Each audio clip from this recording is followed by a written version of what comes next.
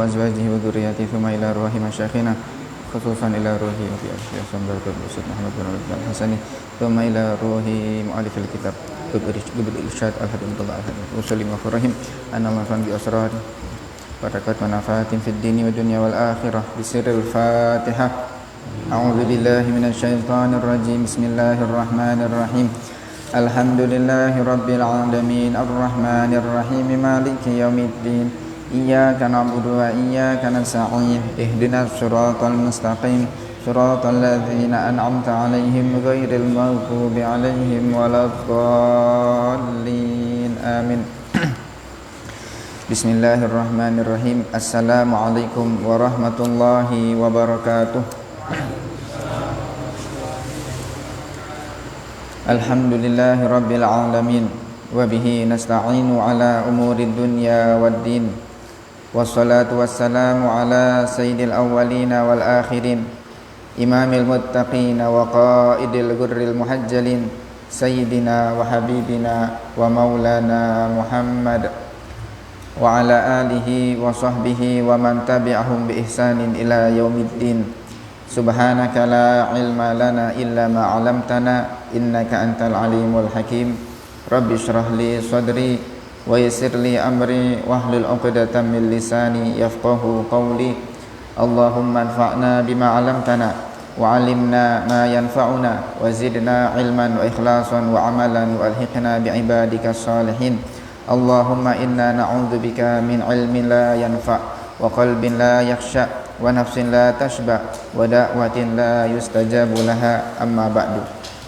Hadratul muhtaram wal mukarram yang senantiasa kita hormati, kita cintai, guru kita Buya Yahya dan keluarga, mudah-mudahan Allah senantiasa memberikan kepada beliau sehat walafiat, Allah berikan panjang umur, Allah permudah segala urusan-urusannya. Yang kami hormati para jamaah musalah Baitus Syakur yang dimuliakan Allah, alhamdulillah, marilah senantiasa kita bersyukur kepada Allah Subhanahu wa taala. Di malam hari ini Allah masih memberikan kepada kita kenikmatan, keistiqomahan, kita bisa kembali hadir di majelis ilmu ini, melanjutkan istiqomah kita untuk senantiasa mengambil keberkahan dari nasihat-nasihatnya Al-Habib Abdullah bin Alawi Al-Haddad yang beliau tuliskan dalam kitab beliau An-Nasaihud Diniyah wal Wasaya Al-Imaniyah. Mudah-mudahan Allah berikan kepada kita ilmu yang bermanfaat, ilmu yang barokah, dan mudah-mudahan Allah mudahkan kita juga untuk bisa mengamalkan ilmu-ilmu yang sudah kita pelajari, dan semoga ilmu ini bisa menjadi bekal kita untuk kita bisa menjadi hamba-hamba Allah yang bertakwa kepadanya. Amin ya rabbal alamin. Para hadirin jamaah musalah Baitus Syakur yang dimuliakan Allah, kita sudah sampai di pembahasan baru dari kitab An-Nasaihud Diniyah, yaitu tentang mabahatul ilmi, pembahasan tentang ilmu. Pembahasan sebelumnya Imam Haddad sudah panjang lebar menjelaskan tentang masalah takwa, dari mulai makna takwa, arti takwa, perintah untuk takut kepada Allah, takut mati, dan lain sebagainya. Maka pada kali ini kita akan membaca tentang mabahatul ilmi, pembahasan tentang ilmu. Jadi hampir di setiap kitab-kitab tasawuf, kitab tentang akhlak, tidak akan lepas dari pembahasan masalah ini, kewajiban untuk belajar. Apapun kitabnya pasti ada pembahasan tentang mabahatul ilmi. Kita baca kitab Imam Ghazali, pasti di situ ada pembahasan masalah ilmu. Kita baca kitabnya Imam Ghazali Ihya-nya Bidayatul Hidayah, juga ada kewajiban untuk belajar. Nanti baca kitab lain pasti ada, karena memang ilmu nggak bisa lepas dari kehidupan kita. Ya bahkan termasuk urusan bertasawuf, kita ingin sampai kepada Allah nggak akan bisa sampai kecuali dengan ilmunya, kan. Ya, Al-Imam Junaid, imam dalam ilmu tasawuf, Al-Imam Junaid rahimahullah taala, beliau mengatakan bahwasanya tariqatuna hadhihi musyayyadah bil kitabi wa sunnah, atau kama qala. Jalan kita ini, tariqat kita ini, itu diperkuat dengan Al-Quran dan juga hadisnya Nabi SAW. Jadi nggak mungkin ada orang bisa sampai kepada Allah tirakat katanya kalau tidak dengan ilmu syariat. Jadi kalau kita ngelihat ada orang katanya ahli tasawuf, bahkan dia banyak wiridnya, bahkan punya keramat, bisa terbang, bisa ngawang, jalan di atas air, tapi ternyata dia urusan syariatnya nggak ngerti, bahkan melanggar syariat, yang wajib dia tinggalkan, yang haram dia kerjakan, maka itu bukan namanya ahli tasawuf, bukan sufi yang sebenarnya begitu. Ya, bahkan itu dikatakan sebagai orang yang mustadraj, diberikan istidraj oleh Allah. Ya, memang ada orang, sebagian orang kan benci dengan tasawuf, ingkar dengan tasawuf. Mereka mengatakan tasawuf tidak ada pada zaman Nabi. Ya, yang ada tazkiyah, ya terserah mereka lah. Orang-orang yang ingkar dengan tasawuf. Ada juga orang terlalu bablas. Mereka yang mencoreng nama tasawuf, bertasawuf, katanya tirakat, wiritan, tapi ternyata nggak ngerti ilmu syariat. Maka setiap kitab yang menjelaskan tentang ilmu tasawuf, pasti di situ ada pembahasan masalah ilmu ini, kewajiban untuk belajar. Jadi biar ada keseimbangan antara ilmu syariat dengan ilmu hakikat, ilmu tasawufnya. Ya, Al-Imam Ghazali rahimahullah dalam kitab Ihya-nya kan digabungkan. Dalam kitab Ihya di situ ada rub'ul ibadat, pembahasan masalah ibadah, bagaimana cara ibadah yang baik dan benar, salatnya, thaharahnya, puasanya dan lain sebagainya. Nanti kemudian dilengkapi dengan ilmu masalah membersihkan hati.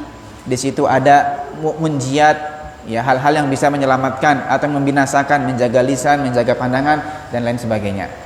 Apalagi kitab Bidayatul Hidayah juga sama, isinya ya tentang ilmu juga, tentang ilmu syariat, cara toharoh dari sunnah-sunnah, bangun tidur seperti apa, nanti wudunya, istinja, sampai akhir bab.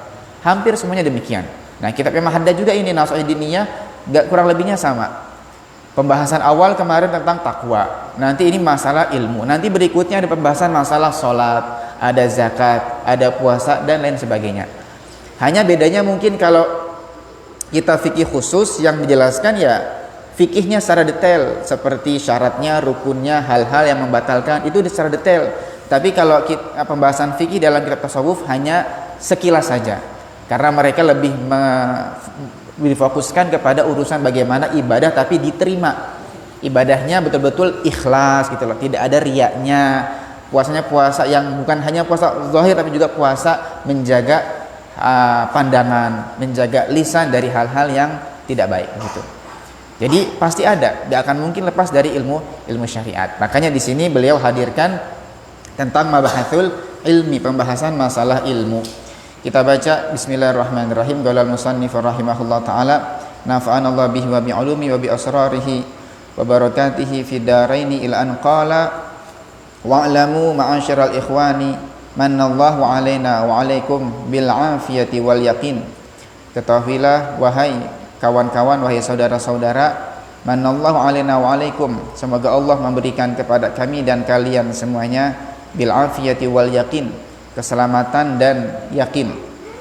Wasalaka bina wa bikum masalikal muttaqin, dan semoga Allah menempatkan kami dan kalian di jalannya para hamba-hamba Allah yang bertakwa. Apa nasihatnya beliau? Beliau mengatakan annahu la budda likulli muslimin wa muslimatin min ma'rifatil ilmi, bahwasanya sudah menjadi kewajiban bagi setiap muslim dan muslimah untuk mengetahui tentang ilmu. Jadi belajar itu hukumnya adalah wajib. Nanti akan disebutkan dalam pembahasan berikutnya, keterangan berikutnya tentang hadisnya Nabi bahwasanya menuntut ilmu adalah kewajiban fardhu bagi setiap muslim dan juga muslimah. Ya. Jadi ilmu ini merupakan kewajiban. Kita kan ibadah. Ibadah kita ini butuh ilmunya. Gak mungkin orang ibadah tanpa ilmu, nanti gak sah ibadahnya. Salat kita butuh ilmunya, puasa kita butuh ilmunya. Bahkan ilmu juga diperlukan dalam segala kehidupan kita, bukan hanya urusan ibadah. Orang bisnis ya harus punya ilmu. Kemudian orang pengen sukses dalam urusan apalagi teknologi, ini juga ada ilmunya kan. Ya, orang pengen sukses masalah pertanian, kemudian peternakan juga butuh ilmunya. Jadi nggak lepas dari ilmu. Ini yang membedakan antara kita dengan makhluk lain dari makhluk ciptaannya Allah Subhanahu wa taala, bahwasanya Allah berikan kelebihan kepada manusia dengan akal. Dengan akal lah dia bisa belajar, memahami sesuatu, punya wawasan untuk bekal hidupnya dia. Ya, jadi nggak bisa lepas dari ilmu. Apalagi seorang muslim yang dia berkewajiban ibadah, dia wajib menjalankan perintah-perintah Allah, harus ngerti tentang ilmunya. Supaya apa? Supaya ibadahnya sah. Ya, berapa banyak kita saksikan orang sholatnya asal-asalan, wudunya asal-asalan. Dia mengira ibadahnya sudah sah, diterima, padahal semuanya dianggap batil, tidak dianggap, tidak sah. karena tidak belajar. Maka setiap muslim muslimah harus belajar, harus mengetahui ilmunya. Nanti akan disebutkan dalam keterangannya ilmu apa yang wajib untuk dipelajari.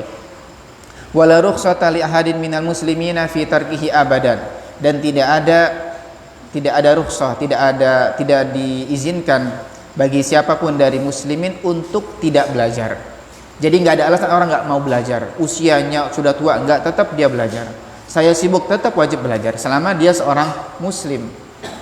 Ya, kalau tadi kita sebutkan bahwasanya ilmu aja penting buat selain muslim. Orang pengen bisa teknologi harus ngerti ilmunya, orang pengen bisa bisnis harus ngerti ilmunya. Apalagi kita muslim harus ngerti ilmunya, karena ilmu untuk urusan ibadah kita kepada Allah Subhanahu wa taala. Dan nggak ada alasan untuk nggak belajar. Ya, jadi jangan sampai mengatakan saya nggak sempat belajar. Loh, jangan belajar, jangan nunggu sempat, tapi sempatkan waktu kita buat belajar. Masa iya nggak ada waktu sama sekali buat belajar? Ya, kita punya waktu 24 jam kan, nggak semuanya kerja. Ada sisihan waktu sebentar, mungkin 1 jam, 2 jam, seminggu sekali, mungkin sepekan sekali, atau 2 minggu sekali, pasti ada. Inilah sempatkan waktu kita untuk bisa menimba ilmu. Apalagi di zaman sekarang yang begitu mudahnya orang bisa belajar lewat berbagai macam media-media. Wala rukhsata li ahadin minal muslimina fi tarkihi abada a'nil ilma alladzi la yasihul imanu wal islamu biduni ma'rifatihi. Nah, ilmu bagaimana yang wajib dipelajari oleh setiap muslim dan muslimah yang tidak diperkenankan siapapun untuk meninggalkannya, maksudnya adalah ilmu alladzi la yasihul imanu wal islam, ilmu yang iman dan Islam tidak mungkin sah kecuali dengan mengetahuinya. Ya, nanti akan disebutkan dalam keterangannya.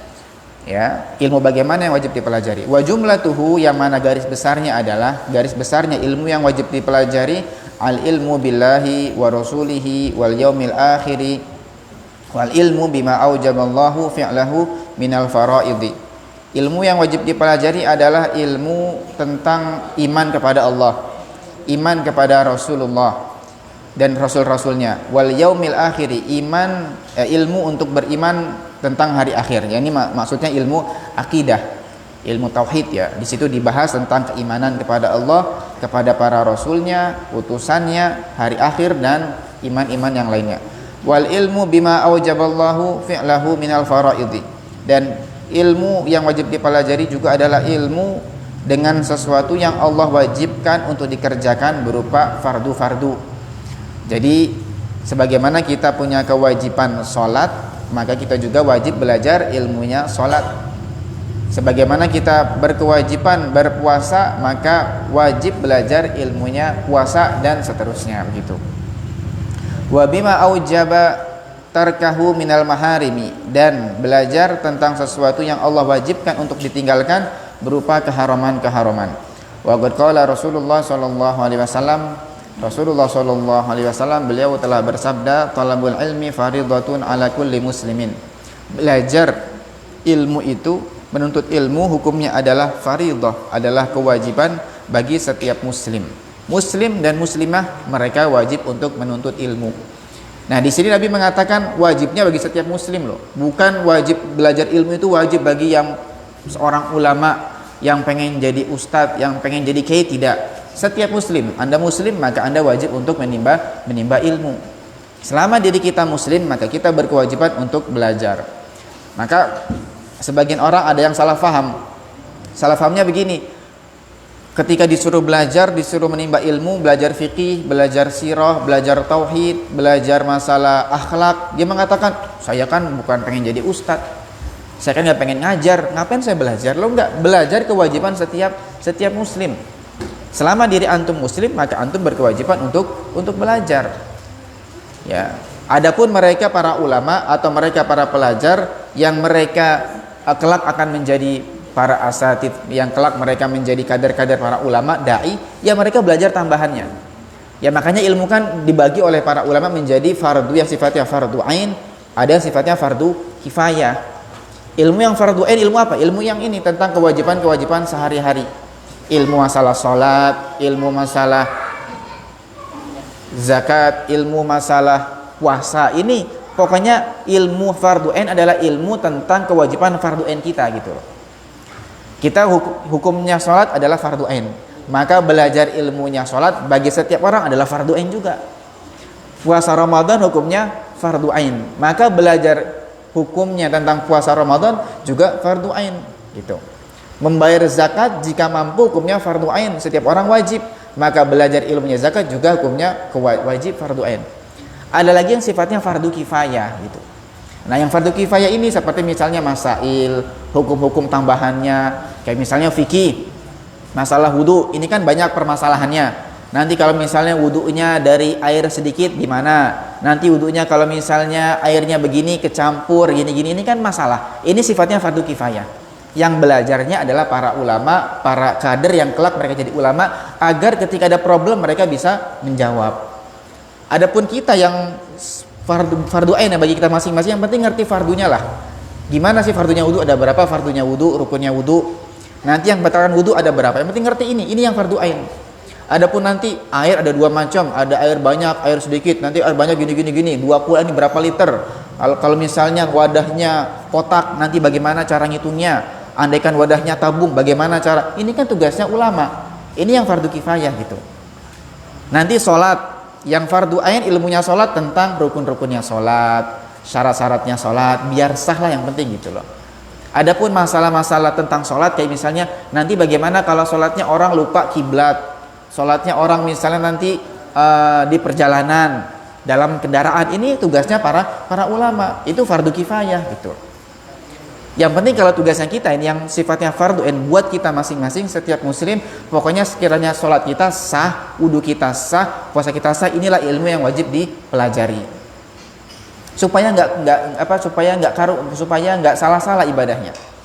Ya, kami banyak melihat orang ketika wudu pun asal-asalan wudunya. Misalnya wudunya harusnya wajah, kan wajah sudah jelas kewajiban basuh wajah, misalnya batasan wajah dari ujung rambut sampai dagu. Kemudian batasan lebarnya dari telinga ke telinga, tangannya sampai siku-siku, ini kan sudah jelas kewajiban. Tapi ada orang kalau nggak belajar asal-asalan wudunya, asal plak, yang penting basah mukanya, akhirnya nggak rata. Ketika basuh tangan asal-asalan, tidak sampai ke siku-siku. Nanti ketika basuh kaki tidak sampai kedua mata kaki, ini kan repot berarti. Dia wudunya bertahun-tahun begitu.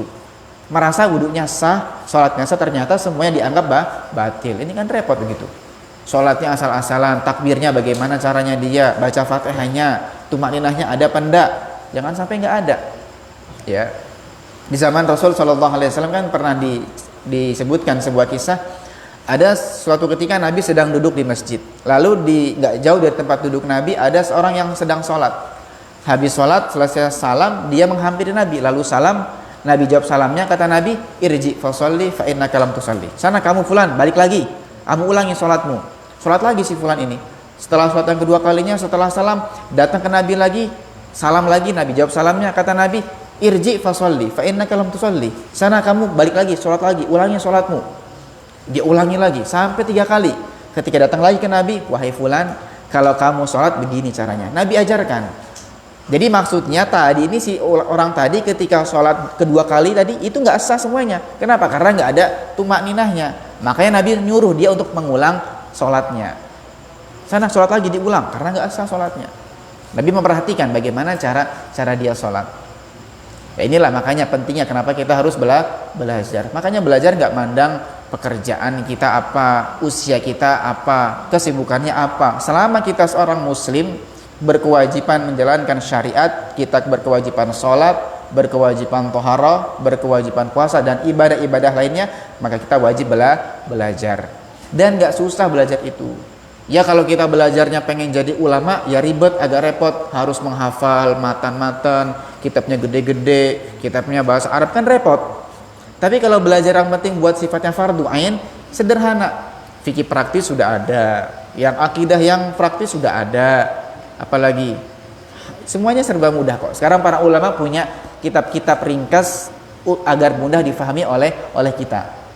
Makanya nggak ada alasan kita nggak mau belajar, nggak mau membaca, nggak punya wawasan, nggak ada. Setiap muslim dia wajib belajar. Ini ilmu yang sifatnya fardu ain yang wajib dipelajari oleh setiap muslim dan muslimah gitu. Ya sama kayak ibaratnya orang ketika pengen belanja belanja. Setiap orang butuh belanja. Kita butuh belanja sayur. Ya enggak? Anda nggak pernah beli sayur Ustadz? Ya tetap makan kan. Yang belanja kan pasti ada. Ibunya belanja, istrinya belanja. Kita nggak bisa lepas dari kebutuhan pokok. Ketika kita butuh sesuatu pasti larinya ke pasar. Nah orang ketika ke pasar macam-macam hajatnya. Ada yang hajatnya pengen untuk kebutuhan pribadi.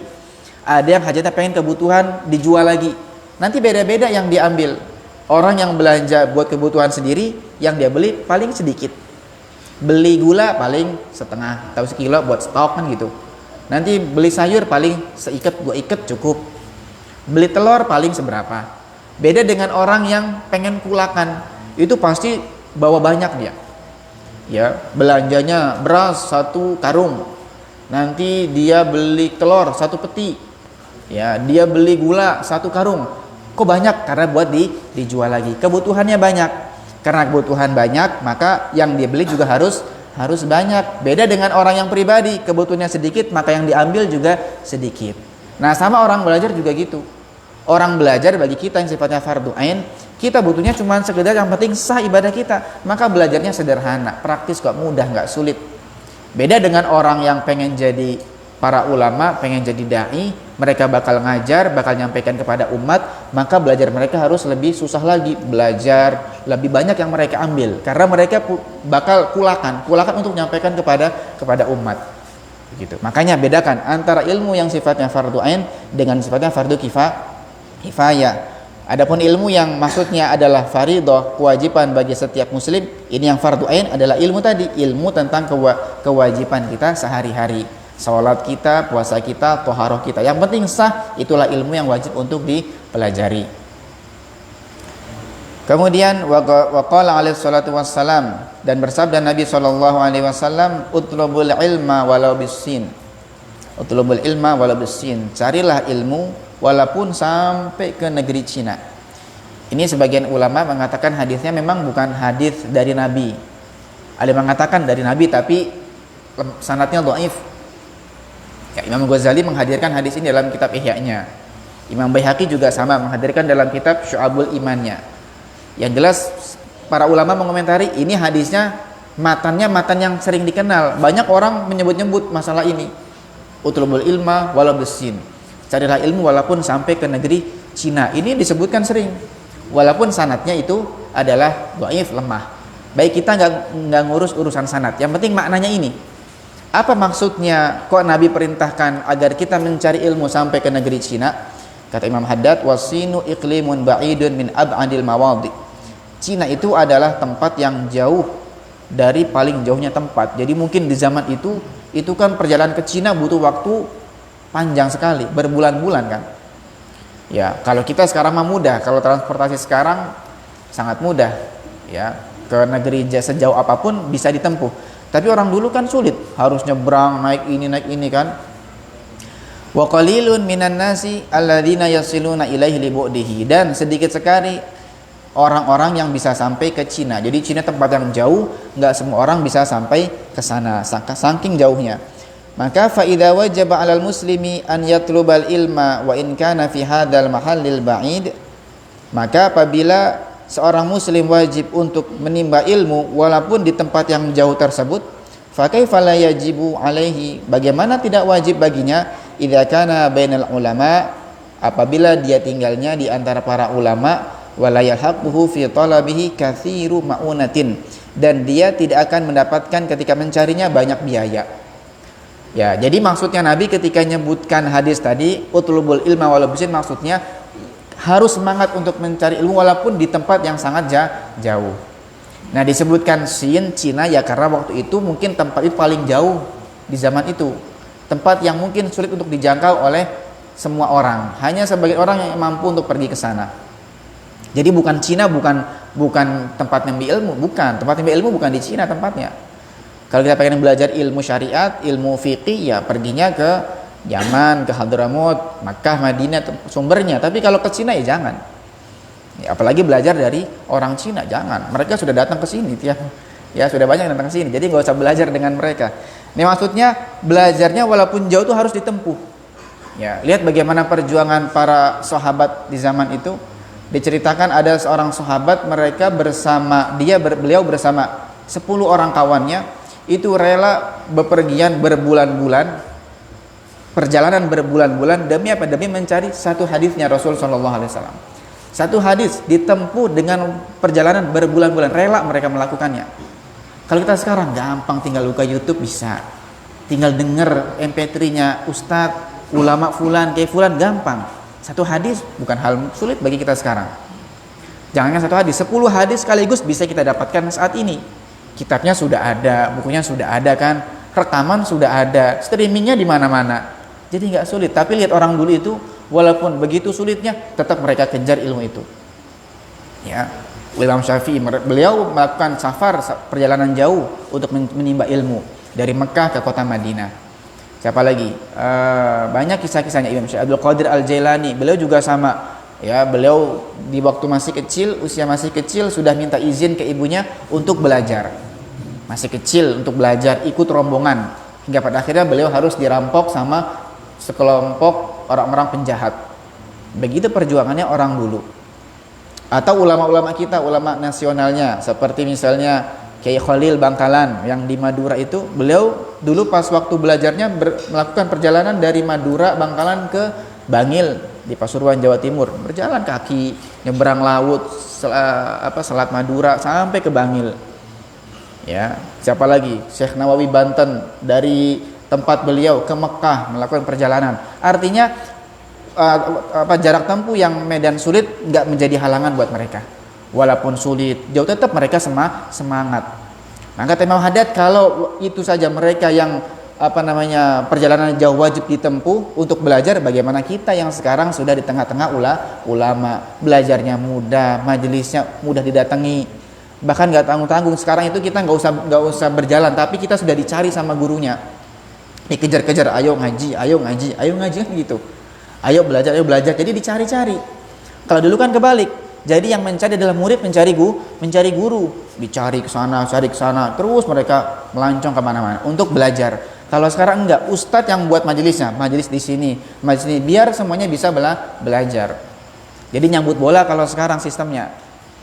Imam Haddad begitu, dalam kitab lainnya menerangkan kalau sekarang para dai harus merubah cara mereka, manhajnya dirubah. Kalau dulu mungkin cara belajar murid mencari guru, kalau sekarang nggak bisa begitu diterapkannya. Harus guru yang harus mencari murid. Itu pun kadang masih males, dikejar-kejar di ini, pokoknya itulah.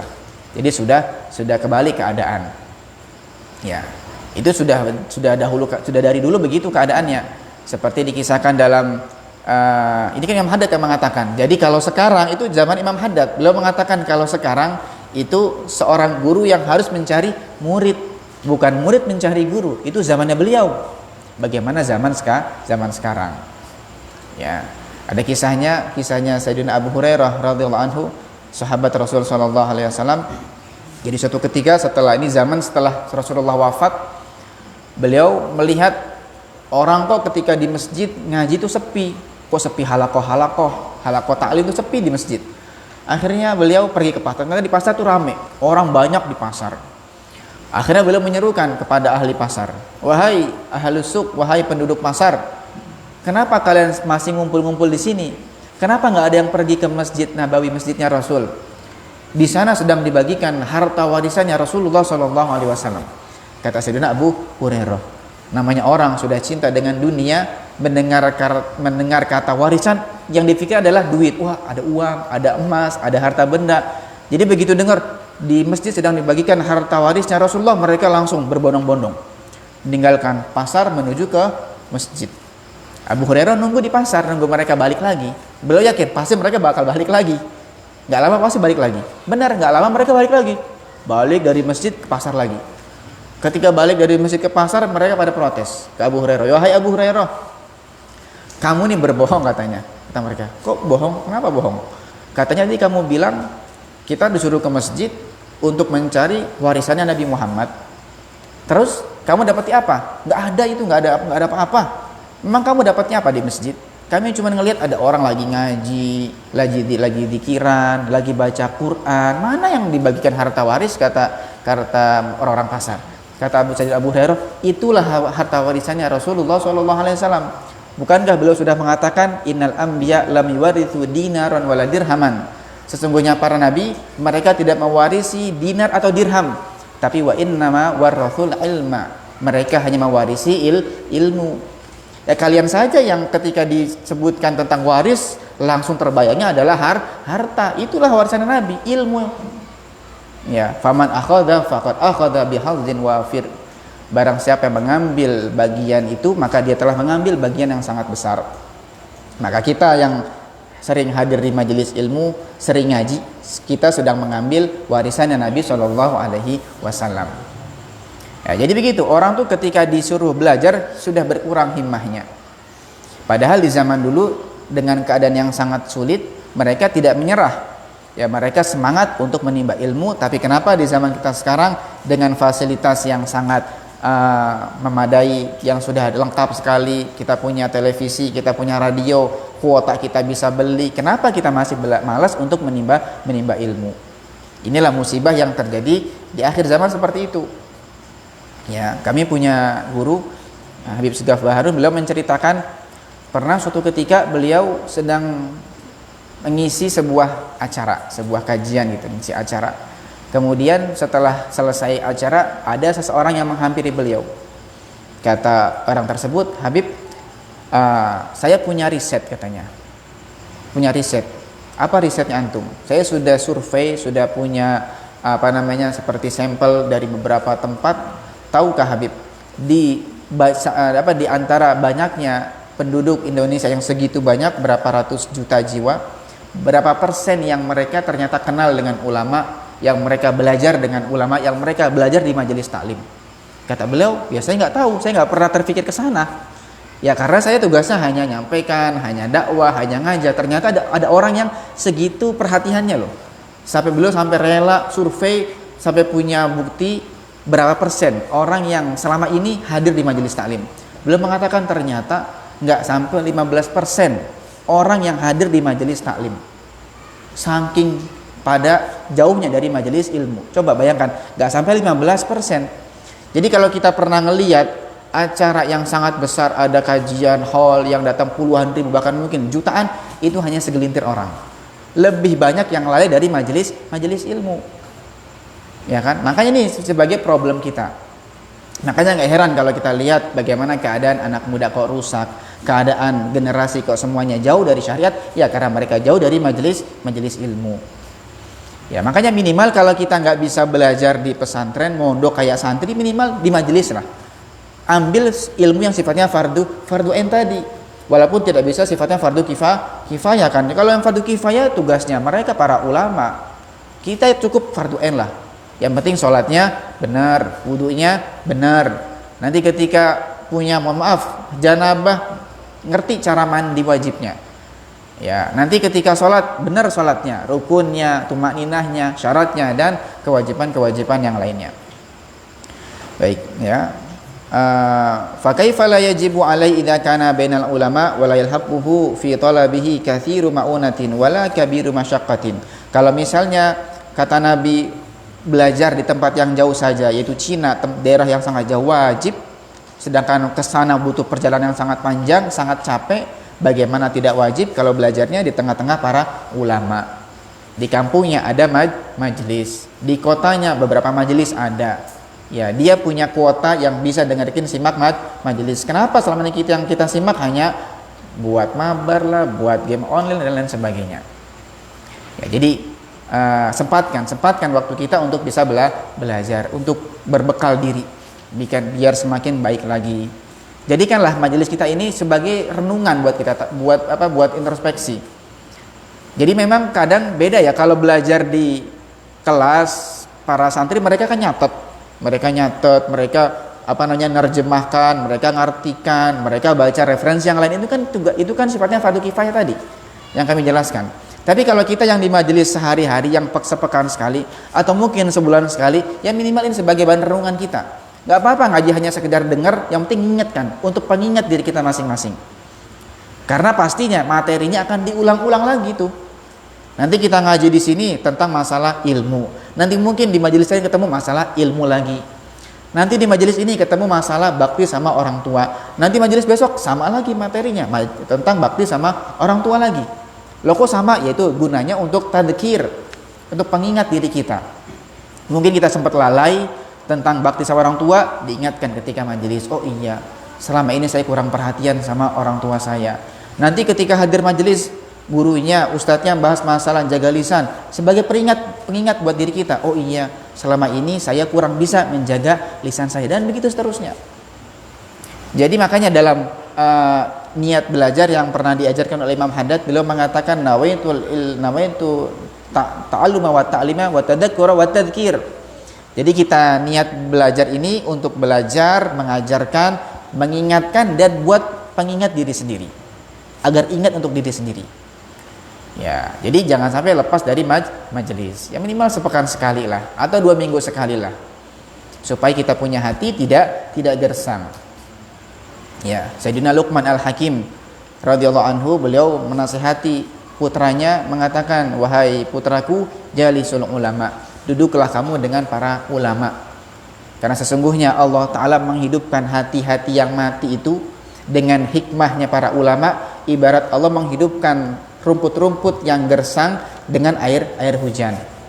Jadi hati kita ini kalau nggak pernah disirami nasihat, tausiahnya ulama, hikmahnya ulama, kering hatinya, gersang, sehingga menjadi hati yang keras. Diingatkan ngambek, marah. Ketika ada yang jahil langsung emosi. Ini hati yang keras karena jarang disirami oleh hikmahnya para ulama. Makanya jangan sampai lepas dari majelis ilmu. Fa'amma ulumul islami fatarji'u jumlatuha ila qawli Rasulillah sallallahu alaihi wasallam hina sa'alu Jibril alaihi salam fil haditsil masyhur. Ini adapun nanti kita insyaallah pembahasan berikutnya kita akan belajar apa saja ilmu-ilmu yang wajib dipelajari.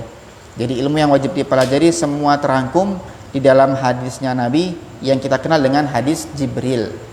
Jadi ada hadis Jibril, itu hadis, itu cerita bagaimana malaikat Jibril datang kepada Rasul sallallahu alaihi wasallam dengan berwujud dengan wujudnya sahabat, seorang manusia biasa, lalu bertanya kepada Nabi, wahai Muhammad, ajarkan aku tentang apa itu Islam, apa itu iman, dan apa itu ihsan. Ini nanti akan menjadi pondasi agama. Jadi pilar-pilarnya agama adalah iman, Islam, dan juga ihsan. Insyaallah kita lanjutkan pada pertemuan berikutnya. Mudah-mudahan Allah berikan kepada kita umur panjang, sehat walafiat.